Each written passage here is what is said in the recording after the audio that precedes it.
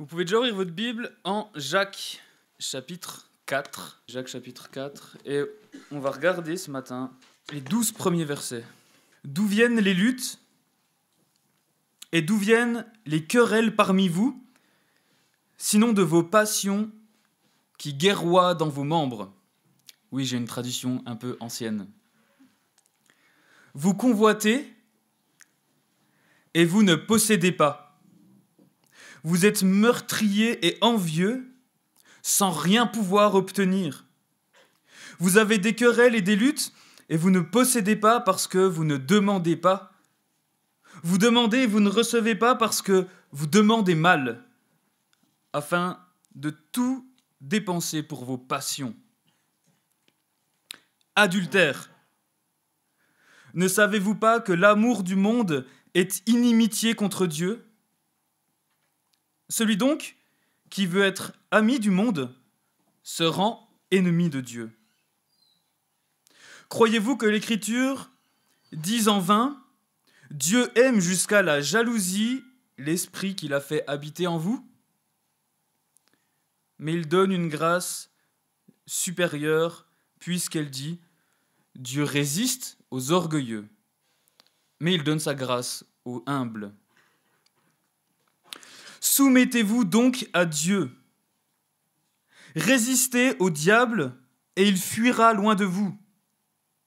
Approchez-vous de Dieu et il s'approchera de vous. Purifiez vos mains, pécheurs, et nettoyez vos cœurs, âmes partagées. Reconnaissez votre misère, menez deuil, pleurez. Que votre rire se change en deuil et votre joie en tristesse. Humiliez-vous devant le Seigneur et il vous élèvera. Ne médisez pas les uns des autres frères. Celui qui médit d'un frère ou qui juge son frère médit de la loi et juge la loi. Or, si tu juges la loi, tu n'en es pas l'observateur, mais le juge. Un seul est législateur et juge, celui qui peut sauver et perdre. Mais toi, qui es-tu qui juge le prochain ? Jusqu'ici, la parole de Dieu, et je vais prier.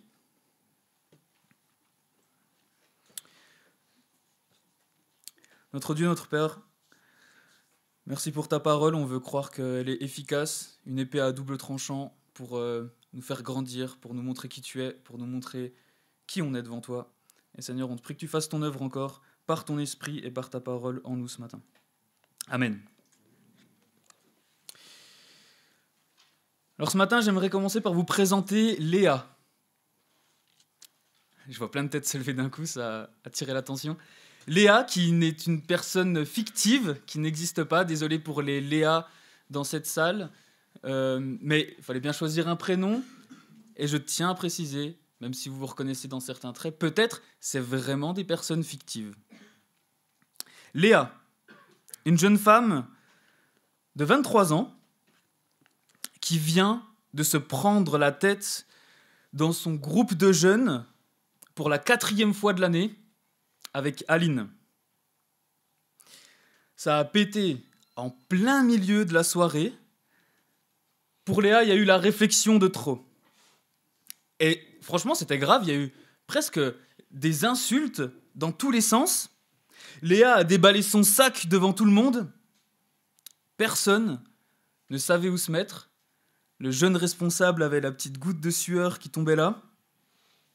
La cause, depuis plusieurs semaines, Léa, elle sentait bien qu'Aline, elle avait un peu une dent contre elle. Elle s'habillait de plus en plus de la même manière. Elle copiait un petit peu ses expressions, sa coupe de cheveux. Elles écoutaient de plus en plus la même musique. Même Aline, elle se rapprochait de plus en plus de Jean. Et puis Léa, elle aimait bien Jean, c'est un peu le BG du groupe.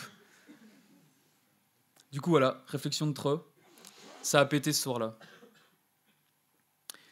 Deuxième personnage, Maxime. Désolé pour les Maximes, même topo. Lui, c'est un jeune homme de 19 ans. Et ces derniers temps, ça a clashé avec son meilleur pote.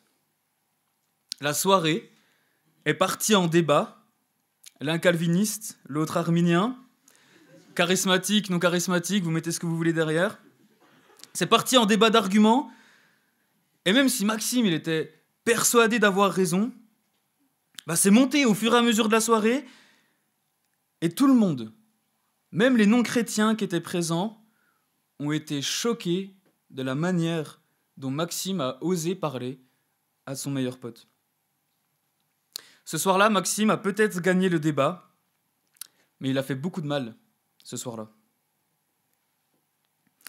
Aujourd'hui, on va parler des relations et des conflits dans Jacques. Des relations qui sont dans nos vies soit une immense bénédiction, soit des énormes déceptions et des grandes sources de souffrance. Je pense qu'il y a peu de choses qui peuvent faire plus de mal et de dégâts dans une vie que des relations compliquées au quotidien. Les relations, elles sont importantes dans la famille, elles sont importantes dans nos amitiés, elles sont importantes aussi dans l'Église parce que les personnes qui nous entourent, elles sont témoins des relations que nous avons les uns envers les autres. Les relations qu'on a, elles vont toujours interpeller, pour le meilleur ou pour le pire. Et en tant que chrétiens, nous devrions nous attendre à ce que dans l'Église, les relations soient différentes que dans le monde. Mais hélas, ce n'est pas toujours le cas. Et vous commencez à comprendre le style de Jacques, à connaître un petit peu Jacques. Il met le doigt quelque part et il appuie. Et là, c'est ce qu'il fait ce matin sur ce sujet des conflits et sur ce sujet des relations. Il adresse précisément le problème. Et ce matin, il veut nous faire comprendre pourquoi nos relations ne sont pas aussi bonnes qu'elles pourraient l'être, qu'elles devraient l'être, et quelle est la solution. Alors le texte de ce matin, on va le parcourir un petit peu en compagnie de Léa et de Maxime, mais surtout on va le parcourir en deux parties. En deux parties dans ce texte qu'on vient de lire. Les 6 premiers versets, on va regarder la cause des querelles, la cause des conflits dans l'Église. Et dans la deuxième partie, à partir du verset 7 jusqu'au verset 12, ça se découpe bien en deux, on va regarder la solution aux querelles, la solution aux conflits. Et je pense que Jacques, et j'espère vous convaincre de ça ce matin, il veut nous convaincre d'une chose, c'est qu'une vie restaurée avec Dieu mène à des relations restaurées avec les autres. Une vie restaurée avec Dieu mène à des relations restaurées, des relations différentes avec les autres. Donc on se plonge dans le texte, versets 1 à 6, on va regarder les causes des conflits, et pour comprendre ces versets 1 à 6, avec le style de Jacques, je vous propose vraiment, dans ces 6 versets, il y a un peu 2 niveaux. Il y a un niveau qu'on va voir dans les causes de nos conflits, un niveau qui concerne un peu ce qu'on peut observer, ce qui se passe dans notre cœur, dans les versets 1 à 3. Et ensuite, il y a un deuxième niveau, peut-être plus profond ou dans un autre plan, mais en gros, de qu'est-ce que ça veut dire dans ma relation avec Dieu. Les conflits, qu'est-ce que ça montre de mon cœur, et les conflits, qu'est-ce que ça dit de ma relation avec Dieu, c'est dans les versets 1 à 6. Donc ce qui se passe dans notre cœur, dans les versets 1 à 3, Jacques il va poser la question, l'origine. Verset 1, regardez avec moi, première partie. D'où viennent les luttes et d'où viennent les querelles parmi vous ? Réponse, et dans la question, Jacques le pro des questions rhétoriques, sinon de vos passions qui vous font la guerre, qui guerroient dans vos membres. Et dans les prochains versets de cette première partie, Jacques il va dresser une liste de justement ce qui fait la guerre à nos membres. Dans les versets 2 et 3, convoitise, vous convoitez, vous ne possédez pas.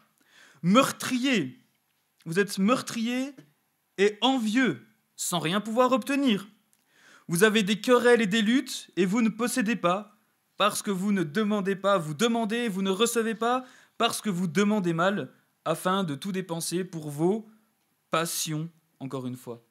Passion, verset 1, passion, verset 3. Jacques, il est en train de faire une liste de ce qui se passe dans notre cœur. Convoitise, haine, jalousie, désir, lutte, meurtre. C'est intéressant qu'il utilise des mots aussi forts. Gardez en tête quand vous lisez Jacques qu'il y a toujours des liens avec le sermon sur la montagne. Et vous vous souvenez de Jésus-Christ, sermon sur la montagne, qui dit que si tu as de la haine envers ton frère ou ta sœur, tu as commis un meurtre dans ton cœur. Et pour Jacques, c'est aussi grave que ça. Quand il parle de conflit, quand il parle de lutte, Jacques, quand il parle de convoitise, dans sa tête, il s'adresse à des meurtriers de cœur. C'est fort, c'est pas rien. Tout ça, tout ce que Jacques est en train de dire, ça se passe dans le cœur. Et la particularité dans ces versets qu'on vient de voir, ça ressort à plusieurs endroits, c'est que toutes ces pensées, toutes ces convoitises, tous ces désirs sont tournés vers l'homme, sont égoïstes, sont tournés vers nous, sont tournés pour notre propre bien-être. C'est des désirs pour Jacques et des pensées orgueilleuses qui ont pour but de satisfaire la satisfaction, de nous satisfaire personnellement, la satisfaction personnelle. Vous demandez afin de tout dépenser pour vos passions. Pour Jacques, même la manière de prier est catastrophique dans ces situations-là, parce qu'elle est dirigée dans le but de satisfaire nos passions. Qu'est-ce que Jacques est en train de nous dire dans ces 3 premiers versets ? Il est en train de nous dire, vos querelles, vos conflits, vos luttes, vous savez d'où ça vient ? De votre cœur. De votre cœur, de vous, de vos mauvais désirs. Ça ne vient pas comme ça, comme par hasard, d'un concours de circonstances. Le conflit est justement ce qui fait ressortir ce qui est dans notre cœur, dans le fond de notre cœur. J'avais un professeur en études qui aimait bien utiliser l'image d'un vase. Peut-être que vous la connaissez parce qu'elle est très connue, l'image d'un vase rempli d'eau pour parler de notre cœur. Les conflits, ça va faire bouger le vase, ça va faire déborder le vase. Mais ce qui sort, c'est ce qui sort de notre cœur. Le mal qui sort, le mal qu'on est capable de faire, c'est ce qui sort de notre cœur. Le conflit, c'est juste le contexte qui va faire bouger le vase, qui va faire bouger notre cœur, mais ce qui sort, c'est ce qui sort de notre cœur. Et ça, c'est la base dans nos conflits, dans nos réflexions quand on est dans les conflits. Peut-être que c'est un peu révolutionnaire pour vous, mais il faut que ce soit clair. Dans nos conflits, c'est notre cœur qui est en train de ressortir. Dans nos conflits, ça vient ça fait ressortir des désirs centrés sur soi, de la satisfaction personnelle, de la manière dont on aimerait que les autres soient. Ce sont des passions qu'on a, qui sortent de notre cœur, qui véhiculent une vision du monde qui est souvent que c'est aux autres de s'adapter à nous, que les personnes qui sont autour de nous, elles existent premièrement pour notre satisfaction personnelle. Et ça veut dire que pour nos 2 amis, Léa et Maxime, leur plus grand problème dans ces situations-là, c'est leur cœur, c'est leur désir. Pour Léa, peut-être de la jalousie, de tout interpréter avec son rôle, sa place dans ce groupe de jeunes, dans son tissu social. Et du coup, tout le monde est potentiellement de la concurrence pour elle. Tout est centré sur elle, sur la place qu'elle prend, sur comment les autres l'aident à prendre cette place. Aline, ce soir-là, elle avait rien demandé à personne. Aline, si tu lui posais la question, elle n'avait jamais eu de mauvaises intentions envers Léa. C'est Léa qui a tout interprété avec son prisme de lecture, de ses désirs, de son cœur. Et Léa était égoïste. Le problème de Léa vient de son cœur. Maxime, quand il sait qu'il a raison, il veut le montrer. Maxime, c'est quelqu'un qui avance avec des convictions, et il veut le montrer aussi. Et sous couvert de défense de la vérité, en fait, s'il avait fait un peu plus attention, il a plutôt défendu sa réputation. Parce que, à y regarder à 2 fois ce soir-là, il n'avait pas premièrement peur d'avoir tort, mais il avait premièrement peur de passer pour un nul devant les autres. C'était égoïste pour Maxime. Et le problème de Maxime, dans ce conflit, vient aussi de son cœur. C'est la première étape pour Jacques quand nous sommes en querelle, quand nous sommes en conflit. Première question à vous poser, quel est l'état de mon cœur? C'est quoi l'état de mon cœur à ce moment-là? Qu'est-ce qui est en train de ressortir? Quels sont les désirs que je cherche et que je poursuis à ce moment-là? Et vous verrez que on arrive à se convaincre des fois, mais quand on y creuse un petit peu plus, nos désirs sont beaucoup plus mauvais qu'on ne le pense. Et nos motivations sont parfois bien plus mauvaises qu'on ne le pense. Et dans nos conflits, c'est une occasion en or pour voir ce qui se passe dans notre cœur à ce moment-là. Une occasion pour Jacques à saisir. Le conflit, les querelles, c'est pas anodin, c'est pas un petit détail de notre vie, parce que si on continue le texte, dans les versets 4 à 6, ça dit aussi quelque chose de notre état spirituel devant Dieu. Jacques, on est habitué, il y va pas de main morte, adultère. Il doit le dire avec plus de force que moi. Adultère. Adultère, ne savez-vous pas que l'amour du monde est inimitié contre Dieu? Celui qui veut être ami du monde se rend ennemi de Dieu. Pour Jacques, quand on se comporte comme ce qu'il vient de décrire, on se fait ennemi de Dieu. On fait adultère à Dieu parce qu'on se comporte non comme des chrétiens, mais on se comporte avec une vision du monde non chrétienne, comme ce que Jacques appelle le monde, comme les non-croyants. Vous ne vous comportez pas selon la sagesse de Dieu, mais selon la sagesse du monde qui est ennemi de Dieu. Et Dieu ne laisse pas passer ça. S'il nous a donné son esprit, c'est pour marcher par l'esprit. Regardez versets 5 et 6. Croyez-vous que l'Écriture dit en vain, Dieu aime jusqu'à la jalousie l'esprit qu'il a fait habiter en vous? Il ne veut pas nous laisser marcher comme si on n'avait pas l'esprit. Mais il donne une grâce supérieure, verset 6, puisqu'elle dit, Dieu résiste aux orgueilleux, mais il donne sa grâce aux humbles. Dieu est un Dieu jaloux, qui ne veut pas qu'on marche d'une manière différente de ce qu'il nous demande. Dieu est un Dieu qui résiste aux orgueilleux, à ceux qui vivent selon les désirs de leurs cœurs insensés, pour leur propre satisfaction personnelle. Ce que ça veut dire, c'est que l'état de nos relations, ça en dit long sur ce qui se passe dans notre cœur, ça on l'a dit, mais ça en dit aussi long sur l'état de notre relation avec Dieu. Et ça, c'est aussi une chose qu'on peut se dire quand on est dans le conflit. Qu'est-ce que ça révèle dans mon cœur, mais aussi, qu'est-ce que ça veut dire dans ma relation avec Dieu? Rappelez-vous, c'est pas pour rien que Jésus, lorsqu'il enseigne sur la colère, dans l'évangile de Matthieu, je vais vous lire quelques versets. Pas besoin de les prendre, Matthieu 5, 21. Vous avez entendu qu'il a été dit aux anciens, tu ne commettras pas de meurtre. Celui qui commet un meurtre sera passible de jugement, mais moi je vous dis, quiconque se met en colère contre son frère sera passible de jugement. Celui qui dira à son frère « Raka » sera justifiable du Sanhédrin. Celui qui dira « insensé » sera passible de la géhenne du feu. Si donc, intéressant, tu présentes ton offrande à l'autel et que là tu te souviennes que ton frère a quelque chose contre toi, laisse ton offrande devant l'autel, va d'abord te réconcilier avec ton frère, puis viens présenter ton offrande. C'est intéressant que Jésus dise la priorité, si tu veux être en bonne relation avec Dieu, présenter ton offrande à l'autel, en fait tes relations elles comptent aussi.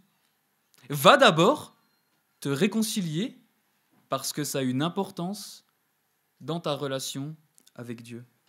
L'état de nos relations les uns avec les autres dit quelque chose de l'état de nos relations avec Dieu. L'état de nos relations dit quelque chose de notre maturité en tant que chrétien. Et c'est grave parce qu'en tant que chrétien, normalement, nous devrions vivre une vie de manière différente du monde. Normalement, Vincent en a déjà parlé, on ne vit plus en concurrence les uns avec les autres, on ne vit plus pour défendre notre réputation les uns vers les autres, on n'est pas en train de manipuler notre monde pour sortir notre épingle du jeu, on n'est pas dans une logique non chrétienne Écrase les autres ou tu te feras écraser. Méprise ceux qui te méprisent. Entoure-toi uniquement des personnes qui te valorisent, etc., etc. En tant que chrétien, ça ne devrait plus être notre culture qui dicte la nature de nos relations, mais la vision du monde chrétienne. Et vivre ces relations différemment, Jacques nous dit que c'est se faire ennemi de Dieu. Jacques ne dit pas qu'on n'aura jamais des conflits. On vit dans un monde déchu, c'est pas une nouveauté. Déchu, ça veut dire contaminé par le péché dans tous ses domaines. Et ça veut dire que du coup, les relations sont compliquées. Et parfois, il y a peut-être des conflits qu'il faut presque avoir. La technique de l'autruche, de toujours tout éviter, n'est pas une preuve de maturité chrétienne. Rien qu'à regarder à Jésus-Christ, il a été en conflit un bon paquet de fois. L'absence de conflit n'est pas une preuve de maturité chrétienne. Parce que la Bible nous demande de dire la vérité dans l'amour, de nous reprendre les uns les autres, de nous exhorter, de dire des choses qui parfois ne vont peut-être pas plaire. Mais ce qui est important pour Jacques ici, c'est la motivation avec laquelle nous agissons, c'est la manière dont nous faisons attention à ce qui sort de notre cœur, parce que c'est surtout ça qui est le reflet de notre maturité. Quand nous sommes capables de dire des choses, d'entendre des choses, sans présupposer le mal chez l'autre, sans de mauvaises motivations dans notre cœur. C'est ça qu'il faut rechercher. Et je pense que nous avons tous de quoi nous repentir dans chacune de ces situations. Si on résume la fin de la première partie, les causes de nos querelles pour Jacques, les désirs sortent de notre cœur, de notre orgueil, de nos mauvaises motivations. Les conflits extérieurs viennent souvent de passions intérieures désordonnées qui sont graves, qui révèlent notre infidélité à Dieu. Mais maintenant, Jacques, il va nous montrer comment remédier à ce problème. La cause des conflits, on a regardé, maintenant on va voir la solution aux conflits dans les versets 7 à 12. Et si vous voulez un résumé des versets 7 à 12 en un mot, je pense que Jacques est en train de nous dire « Rappelle-toi, dans le conflit, que tu n'es pas Dieu ». Regardez dans les versets 7 à 10, ça commence par le fait de s'humilier. Et franchement, dans les versets 7 à 10, ce qui nous commande, il suffit juste de lire les impératifs. Quand on voit cette liste des impératifs, on voit que Jacques ne prend pas à la légère ce qui est en train de se passer. Parce que les impératifs, ils sont assez violents. « Soumettez-vous donc à Dieu, résistez au diable et il fera l'un de vous. Approchez-vous de Dieu et il s'approchera de vous. Purifiez vos mains, pécheurs, nettoyez vos cœurs, âmes partagées. Reconnaissez votre misère, menez le deuil, pleurez. Que votre rire se change en deuil et votre joie en tristesse. Humiliez-vous devant le Seigneur et il vous élèvera. » Une tristesse légitime, selon Jacques. Première leçon, s'humilier, se repentir, être triste, être remis à sa place devant Dieu quand on voit ce qui sort de notre cœur quand on est dans le conflit. Souvent, dans un conflit, on s'emporte, on est en train de défendre notre cause bec et ongle, et pour Jacques, c'est pile le moment opportun de se rappeler qui on est devant Dieu.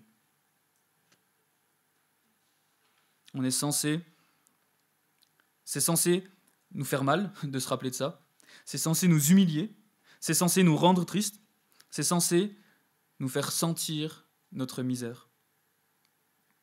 Un professeur théologien anglophone, que je n'ai pas eu du coup, disait souvent à ses élèves, j'aime bien cette phrase, « Faites attention lorsque vous réclamez à Dieu de faire justice, il pourrait bien vous l'accorder. » Ça devrait nous remettre à notre place.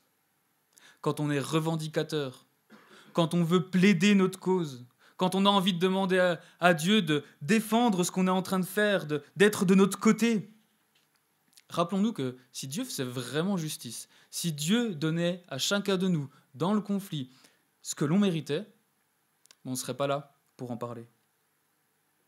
Vous le savez sûrement, on ne fera pas les fiers devant Dieu, Et Jacques, il nous dit, autant commencer maintenant.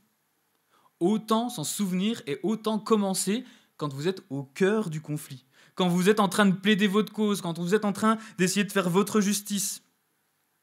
Ne faisons pas les fiers. Quand on voit dans la Bible ce qui s'est passé, des personnes qui se sont retrouvées face à Dieu, ça devrait aussi nous remettre à notre place. On peut penser à Ésaïe, Vincent l'a cité hier, malheur à moi. Daniel qui tombe comme mort devant Dieu, terrassé après l'avoir vu. Job qui, après avoir plaidé sa cause devant Dieu, finit par mettre la main devant sa bouche. On peut se rappeler des visions d'Ézéchiel, au tout début d'Ézéchiel, avec les chérubins et l'état d'Ézéchiel.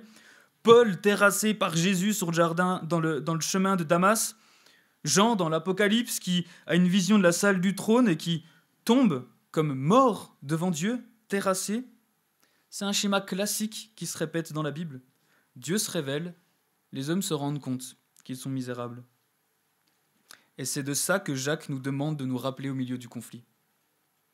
La grâce de Dieu n'enlève rien à sa sainteté, à sa majesté, à sa justice, à sa puissance. Ce n'est pas parce que Dieu pardonne notre péché qu'il le prend à la légère. Et du coup, nous ne devrions pas non plus le prendre à la légère. C'est pour ça que Jacques nous dit qu'on devrait se sentir profondément triste, humilié, misérable de ce que l'on constate dans notre cœur, devant Dieu et dans nos conflits. Et je pense que ça va nous remettre le conflit à sa juste place devant Dieu. Nous remettre à notre juste place devant Dieu. Mais dans les derniers versets, et on va finir avec ça, dans les versets 11 et 12, je pense que ça nous donne aussi une autre perspective dans le conflit et dans l'issue du conflit et dans le but du conflit. Dans les versets 11 à 12, « Ne médisez pas les uns des autres, frères. Celui qui médit d'un frère ou qui juge son frère, médit de la loi et juge la loi. Or, si tu juges la loi, tu n'en es pas l'observateur, mais le juge. Un seul est législateur et juge, celui qui peut sauver et perdre. Mais toi, qui es-tu qui juge le prochain ?» Jacques y reprend encore des paroles de Jésus, du Sermon sur la montagne, et ce qu'il dit assez clair. Quand tu parles mal de quelqu'un, quand tu médis quelqu'un, vous voyez le thème de la langue qui est redondant chez Jacques, tu te fais juge en fait de cette personne. Et en jugeant la personne, qu'est-ce que tu fais ? Tu juges aussi la loi, d'après Jacques. Pourquoi ? Parce que le problème, c'est que la loi... Je me suis perdu dans mes notes. Parce que le problème, c'est que la loi, elle dit d'aimer notre prochain.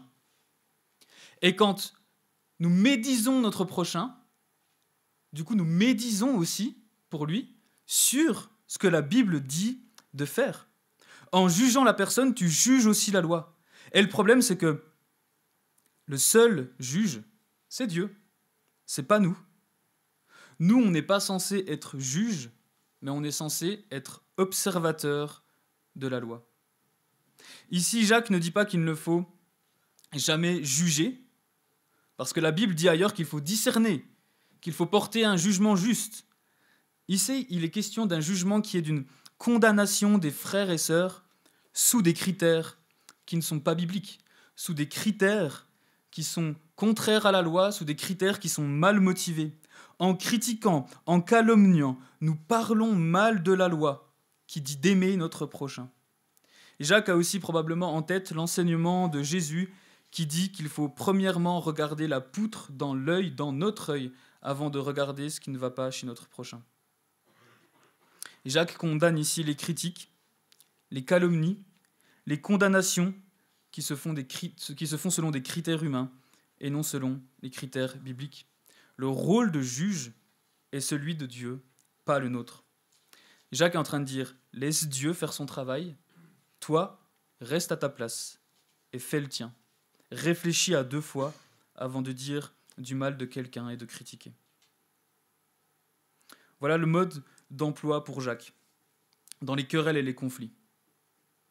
Et de comment une vie restaurée avec Dieu mène à des relations restaurées avec les autres. On a vu dans ce texte les causes et les solutions, et si je devais résumer en une phrase ce qu'on vient de voir, Jacques nous dit dans le conflit « Occupe-toi de ton cœur et reste bien à ta place devant Dieu. » Dans le conflit, Occupe-toi de ton cœur et reste bien à ta place devant Dieu. Être chrétien, ça change notre manière de vivre le conflit et même l'issue du conflit. Parce que l'enjeu du conflit à la lumière de ce texte, ce n'est pas d'avoir raison, ce n'est pas de gagner un débat, ce n'est pas d'humilier une personne, ce n'est pas notre justice, ce n'est pas notre réputation, c'est notre sainteté. C'est notre sainteté l'enjeu dans le conflit des uns avec les autres. C'est notre cœur et notre posture devant Dieu. Occupe-toi de ton cœur dans le conflit et reste bien à ta place devant Dieu. Parce que nous répondrons de toutes nos pensées et de toutes nos paroles un jour devant Dieu. Et si Léa s'était rendue compte qu'elle faisait que d'interpréter et de présupposer le mal chez Aline, et si Maxime s'était rendu compte qu'il n'était pas en train de défendre la vérité, mais sa réputation au fond de son cœur, et si tous les deux s'étaient humiliés devant Dieu, en se rendant compte de qui il est et de qui ils sont devant lui, peut-être que la soirée n'aurait pas été la même. Je vous invite à prier avec moi pour terminer.